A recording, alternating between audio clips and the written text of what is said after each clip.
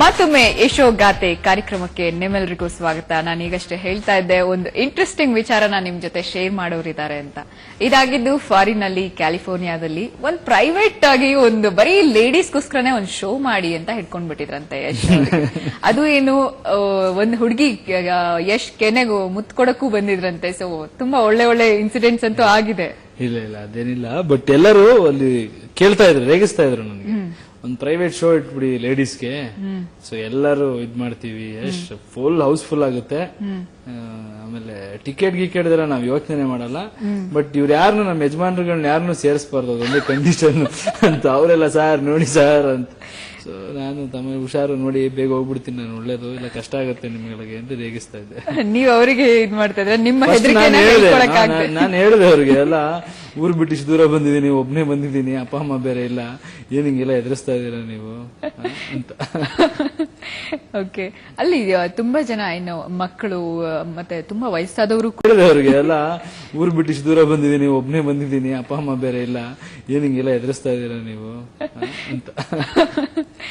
Okay, ಅಲ್ಲಿ ತುಂಬಾ ಜನ ಇನ್ನು ಮಕ್ಕಳು ಮತ್ತೆ ತುಂಬಾ ವಯಸ್ಸಾದವರು ಕೂಡ ಫಿಲ್ಮ್ ನೋಡಕ್ಕೆ ಬಂದಿದ್ರು ಅಂತ ಕೇಳಿದೆ. ಅದು ಸಖತ್ ಖುಷಿಯಾಗಿದ್ ನನಗೆ. ವಯಸ್ಸಾದವರು, ಹಿರಿಯರು ಎಷ್ಟು ಜನ ಅಂದ್ರೆ ಅವ್ರಿಗೆ ತುಂಬಾ ಮಿಸ್ ಮಾಡ್ಕೊಂಡ್ಬಿಟ್ಟಿದ್ದಾರೆ. ಕೆಲವರು ಅಲ್ಲೇ ಸೆಟ್ಲ್ ಆಗಿರೋರು, ಇನ್ ಕೆಲವರು ಈಗ ಮಕ್ಕಳು ಮನೆಗೆ ಅಂತ 2 ತಿಂಗಳು 3 ತಿಂಗಳಿಗೆ ಹೋಗಿದ್ದಾರೆ. ಅವರೆಲ್ಲ ತುಂಬಾ ಖುಷಿ ಆಗ್ಬಿಟ್ರಪ್ಪ, ನಾನ್ ಬೆಂಗಳೂರಲ್ಲೇ ಮೀಟ್ ಮಾಡ್ಬೇಕು ಅನ್ಕೊಂಡೆ, ಯಾರು ಆಗಲ್ಲ, ಸಿಗಲ್ಲ ಅವರು, ಹಂಗೆ ಹಿಂಗೆ ಅಂತ ಇದ್ರು, ಇಲ್ಲಿ ಸಿಕ್ಬಿಟ್ಟಿಯಲ್ಲಪ್ಪ, ಬಹಳ ಖುಷಿ ಆಯ್ತು, ಚೆನ್ನಾಗಿರಪ್ಪ, ನೀನ್ ಸೀರಿಯಲ್ ಮಾಡಿರೋ ದಿನಗಳಿಂದನೂ ನಾನು ನೀನ್ ಹೀರೋ ಆಗ್ತೀಯ ಅಂತ ನಾನು ಹೇಳ್ತಾ ಇದ್ದೆ ನಮ್ಮ ಯಜಮಾನ್ರ ಹತ್ರ ಎಲ್ಲ, ಕೇಳು ಅಂತೆಲ್ಲ ಕೆಲವರು ಮಾತಾಡ್ತಾ ಇದ್ರು. ಬಹಳ ಖುಷಿ ಆಯ್ತು ನನಗೆ, ಎಮೋಷನಲ್ ಮೂಮೆಂಟ್ ಅದು. ನಮ್ಮ ಒಂದು ಬೆಳವಣಿಗೆನ ಬೇರೆಯವ್ರ ಖುಷಿ ಕಾಣುತ್ತಾರಲ್ಲ, ಅದಕ್ಕಿಂತ ದೊಡ್ಡ ಖುಷಿ ಇನ್ನೊಂದಿಲ್ಲ. ಅಂಡ್ ಅಷ್ಟು ಅಭಿಮಾನ ಹೊರಗಡೆ ಹೋದ್ಮೇಲೆ ಇಟ್ಕೊಂಡು, ಇನ್ ಕೆಲವರು ಎಷ್ಟೋ 30 ವರ್ಷ 25 ವರ್ಷ ಆಗಿದೆ ಅಂತ ಹೇಳ್ತಾರೆ, ಬಟ್ ಎಷ್ಟು ಸ್ಪಷ್ಟವಾಗಿದೆ ಇನ್ನು ಭಾಷೆ ಅವ್ರದ್ದು ಅಂದ್ರೆ ಖುಷಿ ಆಗುತ್ತೆ. ಬಟ್ ಅವ್ರ ಮಕ್ಳುಗಳ ಆಕ್ಸೆಂಟ್ ಫುಲ್ ಚಿಕ್ಕ ಚಿಕ್ಕ ಮಕ್ಳೆಲ್ಲ ಮಾತಾಡಿದ್ರೆ ಅವ್ರು ಅಲ್ಲಿ ಇನ್ಫ್ಲುಯೆನ್ಸ್ ಆಗಿ ಬೆಳೆದಿರುವಂತ ಮಕ್ಕಳು. ಇವ್ರಿಗೆ ಏನಂದ್ರೆ ಖುಷಿ, ನೋಡ್ಬೇಕು ನಮ್ ಸಿನಿಮಾಗಳು ಅದು ಇದು ಅಂತ. ನೀವು ನಂಬಲ್ಲ, ಸಣ್ಣ ಸಣ್ಣ ವಿಷಯಕ್ಕೆ ಗಜಕೇಸರಿ ಖುಷಿ ಪಡ್ತಾ ಇದ್ರು. ಮೇಲ್ಕೋಟೆ ಶಾರ್ಟ್ ತೋರಿಸಿದ್ರೆ ಓನ್ ಕೂಗ್ತಾ ಇದಾರೆ, ಏನಕ್ಕೆ ಅಂದ್ರೆ ಮೇಲ್ಕೋಟೆ ಅಂತ.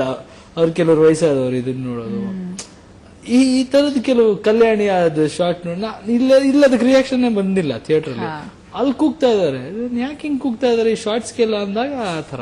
ಅಂಡ್ ಎಲ್ಲ ಸಣ್ಣ ಸಣ್ಣ ವಿಷಯ, ಎಷ್ಟೋ ದಿವಸ ಆಗಿರುತ್ತೆ ಊರು, ನಮ್ಮ ಒಂದು ನೆಲವನ್ನ ಬಿಟ್ಟು ಅವ್ರಿಗೆ ಒಂದೇ ಸರಿ ಹತ್ರದಿಂದ ನೋಡಿದ ತಕ್ಷಣ ಅದೆಲ್ಲ ಸೆಂಟಿಮೆಂಟ್ಸ್ ಬೇರೆ ಒಂದು ಇಮೋಷನಲ್ ಇದು. ಸೊ ಅದ್ರ ಮುಖಾಂತರ, ಸಿನಿಮಾ ಮುಖಾಂತರ ನಾವು ಅವ್ರ ಜೊತೆ ಟಚ್ ಅಲ್ಲಿ ಇದ್ದಂಗೆ ಇರುತ್ತೆ. ಹೊರನಾಡಿನ ಕನ್ನಡಿಗರೆಲ್ಲರಿಗೂ ಸಿನಿಮಾ ಒಂದು ದೊಡ್ಡಿದು, ಅದನ್ನ ಬಳಸ್ಕೊಳ್ಳಿ, ಬೆಳೆಸ್ಕೊಳ್ಳಿ ಅನ್ನೋದು ನನ್ನ ಆಸೆ. ಓಕೆ, ತುಂಬಾ ಜನ ಅಭಿಮಾನಿಗಳು ಕೇಳ್ತಾ ಇದಾರೆ, ನಿಮ್ಮ ಹೆಂಗೆಳೆಯರೆಲ್ಲ ನಂಬರ್ ಕೊಡಿ ಅಂತ ಹೇಳ್ಬಿಟ್ಟು. ನಾನು ಎಷ್ಟೊಂದ್ ಸರಿ ಕೇಳಿದೀನಿ, ಏನು ಅನ್ನೋನ್ ನಂಬರ್ಸ್ ಯಾವ್ದನ್ನು ರಿಸೀವ್ ಮಾಡಲ್ಲ ಅಂತ ಹೇಳ್ಬಿಟ್ಟು. ಸೊ ಹೇಗೆ ಅವಾಯ್ಡ್ ಮಾಡ್ತೀರಾ? ತುಂಬಾ ಜನ ನಿಮ್ಮ ತುಂಬಾ ಮಹಿಳಾ ಇವರೆಲ್ಲ ಅಭಿಮಾನಿಗಳು ತುಂಬಾ ನಿಮ್ ಜೊತೆ ಮಾತಾಡ್ಬೇಕು ಅಂತ ಕಾಲ್ ಮಾಡಿದ್ರು ಕೂಡ ನೀವು ಪಿಕ್ ಮಾಡಲ್ಲ ಅಂತ ಹೇಳ್ತಾರೆ. ಹೇಗೆ ನೀವು ಅವ್ರ ಜೊತೆ? ಇಲ್ಲ, ಆಗಲ್ಲ. ಫೋನ್ ಅನ್ನೋದು ಇಟ್ಸ್ ಅ ಪರ್ಸನಲ್ ಥಿಂಗ್, ಒಂದ್ ಅರ್ಥ ಮಾಡ್ಕೋಬೇಕು. ನಮ್ಮ ಮೊಬೈಲ್ ನಂಬರ್ ಅನ್ನೋದು ಅದು ಅವ್ರಿಗೆ ನಾನೇ ಕೊಟ್ಟಿರ್ಬೇಕು ನಿಮ್ಗೆ, ಅವಾಗ ಮಾತ್ರ ನೀವು ನನಗೆ ಫೋನ್ ಮಾಡಬೇಕು. ಇಲ್ಲ ಅಂದ್ರೆ ಒಂದು ಮೆಸೇಜ್ ಹಾಕಿ ನೀವು ಫೋನ್ ಮಾಡಬೇಕು. ನನ್ನ ಒಂದು ಪ್ರಿನ್ಸಿಪಲ್, ಅದೊಂದು ಪ್ರೈವೇಟ್ ಇದೆ, ಅದು ಪರ್ಸನಲ್. ಜೊತೆಗೆ ಏನು ಮಾಡಕ್ಕಾಗಲ್ಲ ಪಾಪ, ಕೆಲವ್ರಿಗೆ ಮಾತಾಡ್ಬೇಕು ಅಂತ ಆಸೆ ಇರುತ್ತೆ. ಆದ್ರೆ ನಮ್ಮ ಪರಿಸ್ಥಿತಿ ಏನಿರುತ್ತೆ, ನಾನು ಮಾತಾಡ್ತೀನಿ ಅಂದ್ರೆ ಎಲ್ಲರ ಜೊತೆ ಮಾತಾಡಕ್ಕಾಗಲ್ಲ, ಅಷ್ಟು ಫೋನ್ಗಳು ಬರುತ್ತೆ. ಸೊ ನಾನು ನಂಬರ್ಗಳು ಚೇಂಜ್ ಮಾಡ್ಬಿಡ್ತೀನಿ ಆಗಾಗ.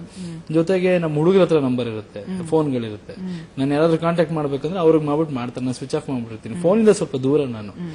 ಆಮೇಲೆ ಮಹಿಳಾ ಅಭಿಮಾನಿಗಳಂದ್ರೆ ಎಲ್ಲಾ ತರದ ಅಭಿಮಾನಿಗಳು ಇರ್ತಾರೆ ಪಾಪ. ಕೆಲವರು ತುಂಬಾ ಇಮೋಷನಲ್ ಆಗಿ ಇದ್ ಮಾಡ್ತಾರೆ. ನಮ್ ತಾಯಿ ಹತ್ರ ಕೆಲವರು ಬಂದು ಇದೆಲ್ಲ ಮಾಡ್ತಾ ಇರ್ತಾರಂತೆ, ಜಗಳ ಮಾಡೋದು ಅದು ಇದು, ಅವ್ರ ಅಭಿಮಾನ ಅದು. ಅಂತ ಕೆಲವು ಘಟನೆಗಳು ನಡೀತಾ ಇರತ್ತೆ. ಇನ್ ಕೆಲವರು ಏನಂತ ಜಗಳ ಮಾಡೋದು, ನಿಮ್ಮನ್ನ ನನ್ನ ಸೊಸೆಯಾಗಿ ಮಾಡ್ಕೊಳ್ಳಿ ಅಂತ, ಆ ತರದೇ ಸುಮಾರು ಇನ್ಸಿಡೆಂಟ್ ಗಳು ಹೇಳ್ತಾ ಇರ್ತಾರೆ. ಮಕ್ಕಳು ನಾವು ಸುಮ್ಮನೆ ಆಗ್ತೀವಿ ಅಷ್ಟೇ. ಅಂದ್ರೆ ಅಭಿಮಾನ ಅದು ಹೆಂಗೆ ಅಂದ್ರೆ, ನಾವು ಇಲ್ಲ ಅನ್ನಕ್ಕೂ ಆಗಲ್ಲ, ಅಥವಾ ಅದನ್ನ ತೀರಾ ನಾವು ಇದ್ ಮಾಡಕ್ಕೂ ಆಗಲ್ಲ. ಸ್ಪೆಷಲಿ ಹೆಣ್ಮಕ್ಳು ವಿಷಯ ಇದ್ದಾಗ, ಅದು ಮದುವೆ ಆಗಿಲ್ದಿರೋ ಹುಡುಗ ಇದ್ದಾಗ ಕಷ್ಟ ಅಲ್ವಾ. ನೀವ್ ಮಾತ್ರ ಸೇಫ್ ಆಗಿರ್ತೀರಾ. ಹಾಗೆ ರೀಸೆಂಟ್ ಆಗಿ ಒಂದು ಹುಡುಗಿ ತುಂಬಾನೇ ಹಚ್ಕೊಂಡಿದ್ರು ನಿಮ್ಮನ್ನ ಅಂತ ಹೇಳ್ಬಿಟ್ಟು ಕೇಳಿದ್ವಿ. ಹೇಗೆ ಅದನ್ನ ಮ್ಯಾನೇಜ್ ಮಾಡಿದ್ರಿ? ತುಂಬಾನೇ ಹಚ್ಕೊಂಡಿದ್ದು ಹುಡುಗಿ, ಏನೋ ಯಶ್ ಅವ್ರನ್ನ ನಾನು ಲವ್ ಮಾಡ್ತಾ ಇದ್ದೀನಿ, ಅವರು ನಂಗೆ ಲವ್ ಮಾಡ್ತಿದ್ದಾರೆ ಅನ್ನೋವರೆಗೂ ಆಕೆ ನಿಮ್ಮನ್ನ ಹಚ್ಕೊಂಡಿದ್ರು ಅಂತ ಹೇಳ್ಬಿಟ್ಟು.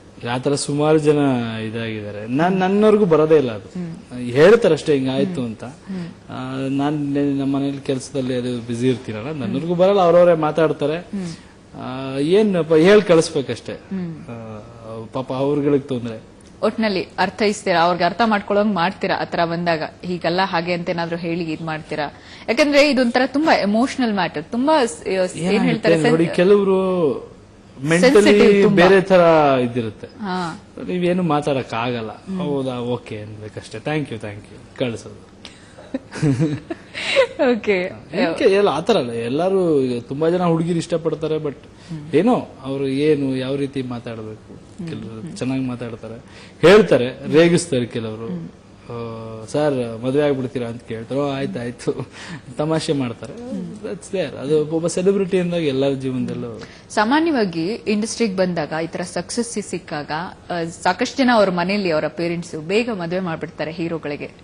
ಅದು ತುಂಬಾ ಜನ ನೋಡಿದೀವಿ ನಾವು ಇಂಡಸ್ಟ್ರಿಯಲ್ಲಿ. ದೊಡ್ಡ ಸ್ಟಾರ್ಗಳ ಮಕ್ಕಳೇ ಮತ್ತೆ ಹೀರೋಗಳಾಗಿ ಬಂದಾಗ್ಲೂ ಕೂಡ ಆತರದ್ ನಿಜ ಆಗಿದೆ.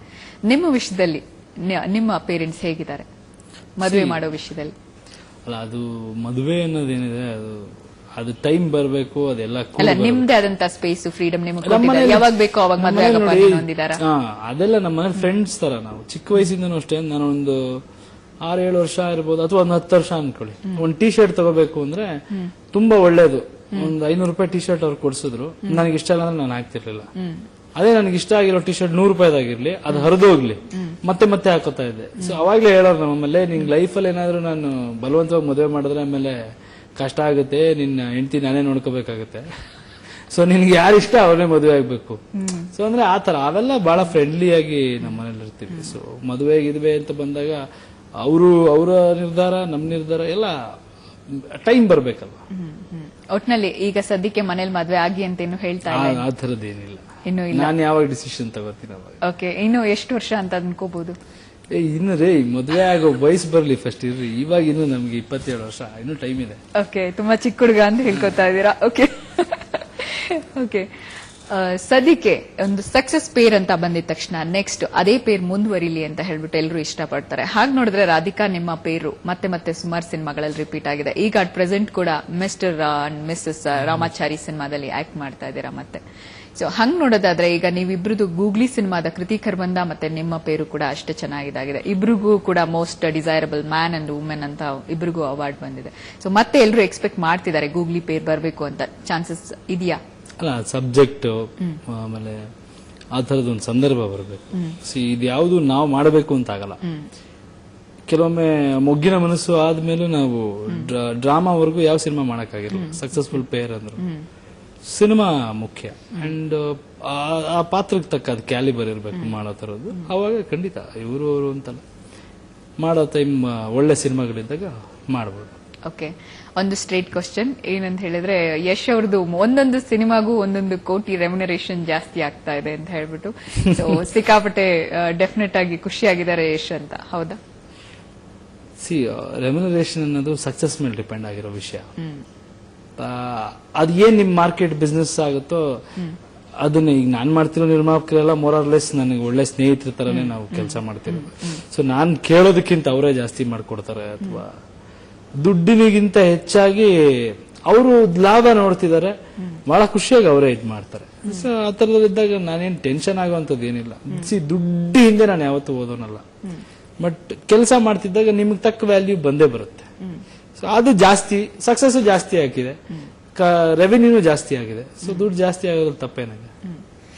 ಈಗ ಇರುವಂತಹ ಏನು ಮೊದಲ ಶ್ರೇಣಿಯಲ್ಲಿರುವಂತಹ ನಟರುಗಳ ನಡುವೆ ನೀವು ಎಲ್ಲಿ ಗುರುತಿಸ್ಕೊಳ್ತೀನಿ ಅಂತ ಅನ್ಸುತ್ತೆ? ಮೊದಲ ಶ್ರೇಣಿಯಲ್ಲಿರುವಂತಹ ನಟರುಗಳ ಸಾಲಲ್ಲಿ ಬಹಳ ಬೇಗ ಗುರುತಿಸ್ಕೊಂಡಂತ ನಟರು ನೀವಾಗಿದ್ದೀರಾ. ಸೊ ಅದ್ರ ಬಗ್ಗೆ ಏನನ್ಸುತ್ತೆ? ಒಂದೇನ್ ಗೊತ್ತಾ, ನಾನು ಚಿಕ್ಕ ವಯಸ್ಸಲ್ಲಿ ಸ್ಕೂಲಲ್ಲಿ ಡ್ಯಾನ್ಸ್ ಮಾಡ್ತಿದ್ದೆ.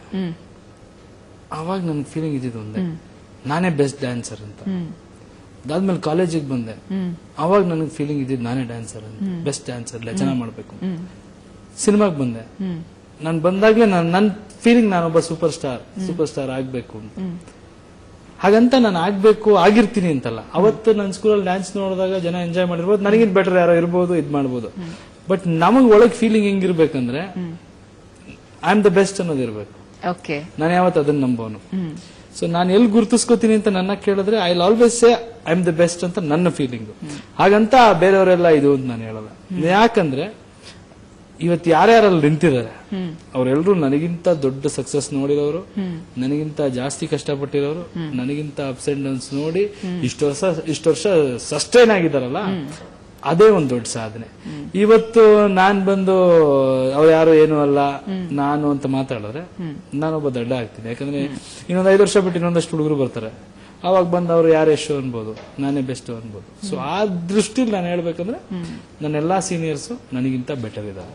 ಖಂಡಿತ. ಬಟ್ ಎವ್ರಿ ಡೇ ನಾನು ಎದ್ದಾಗ್ಲೂ ಅವ್ರಿಗಿಂತ ನಾನು ಚೆನ್ನಾಗ್ ಆಗ್ಬೇಕು ಅಂತಾನೆ ಕನ್ಸ್ಕೊಳ್ಳೋದು. ಅವ್ರಿಗಿಂತ ಜಾಸ್ತಿ ಬಿಸ್ನೆಸ್ ಮಾಡ್ಬೇಕು, ನನ್ನ ಸಿನಿಮಾ ಅವ್ರಿಗಿಂತ ದೊಡ್ಡ ಹಿಟ್ ಆಗ್ಬೇಕು ಅನ್ನೋ ಫೀಲಿಂಗ್ ನಾನು ಕೆಲಸ ಮಾಡೋದು. ಸೊ ಇಟ್ ಡಸಂಟ್ ಮೀನ್ ನಾನು ಅವ್ರಿಗೆ ರೆಸ್ಪೆಕ್ಟ್ ಕೊಡಲ್ಲ. ಅಲ್ಲ, ಬಹುಶಃ ಈ ಒಂದು ನಿಮ್ಮ ಒಂದು ಅನಿಸಿಕೆ, ಈ ಒಂದು ಆಟಿಟ್ಯೂಡ್ ಏನಿದೆಯಲ್ಲ, ಇದರಿಂದಾನೇ ಯಶ್ಗೆ ಐ ಆಮ್ ದ ಬೆಸ್ಟ್ ಅನ್ನುವಂಥದ್ದು, ಅದು ನಿಮ್ಮ ಒಂದು ಅನಿಸಿಕೆ, ನಿಮ್ಮ ಕಾನ್ಫಿಡೆನ್ಸ್, ನಿಮ್ಮ ಜೋಶ್, ಅದು ಬಹುಶಃ ಅದನ್ನೇ ಯಶ್ಗೆ ಇದೊಂದು ಒಂದು ಆಟಿಟ್ಯೂಡ್ ಇದೆ ಅವ್ರದ್ದು ಒಂಥರ ಅನ್ನೋ ಒಂದು ಇದು ಬರ್ಲಿಕ್ಕೆ ಕಾರಣ ಆಗಿರಬಹುದು ಅಂತ ಅನ್ಸುತ್ತಾ? ಪ್ರತಿಯೊಬ್ಬರಿಗೂ ಅವ್ರದೇ ಆದ ಸ್ಟೈಲು, ಮಾತಿನ ಶೈಲಿ ಇರ್ಬೋದು, ಮ್ಯಾನರಿಸಮ್ ಇರ್ಬೋದು, ಏನೇ ಇರ್ಬೋದು ಅಂತ ಅನ್ನೋದಕ್ಕೆ ಕಾರಣ ಇರಬಹುದು ಅಂತ. ಆಟಿಟ್ಯೂಡ್ ಅಂದ್ರೆ ಏನ್ ಗೊತ್ತಾ ಲೈಫಲ್ಲಿ?